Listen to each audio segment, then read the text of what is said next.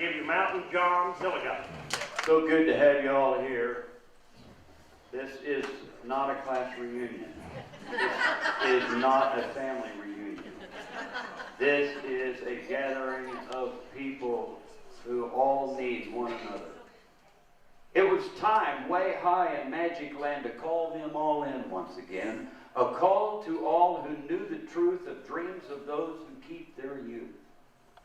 The world was full of grumps and groans and many people who had no homes, fear and loss of faith and dreams, and nowhere left to laugh and sing.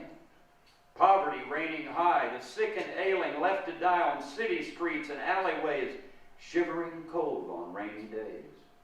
One old magician watched and cried, and even he began to die. And then he awoke with anger high and said, "Enough of this! I'll turn the tide. I'll turn the tide." He sent a message through the land to gather all the magic hands, come to the mountains in the west, and decide what fate should be the best. And then one night, with storm-filled skies, a voice was heard from mountains high, and all the ones who knew the truth headed for the crested buttes, together one for all and all for one, and no one knew except for them why skies were dark and sunlight dim. But they all came to castle doors, and from inside they heard the roars of laughter and music of all kinds, and sounds of poetry, dance and lutes, and even the sounds of cowboy boots.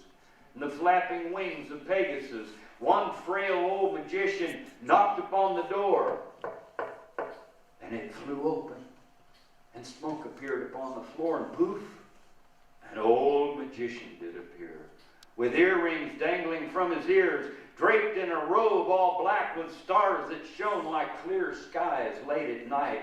Planets were where his eyes should be, and a hat that almost touched the sky. Silence fell upon the world. Leaves and dust and sand did swirl, and a voice so clear, without a rest, said, "Enter, friends, you're here at last." Of all the magic ever known, no night of light had ever shone like on that night I'm speaking of, for from it came a world of love and life and happiness.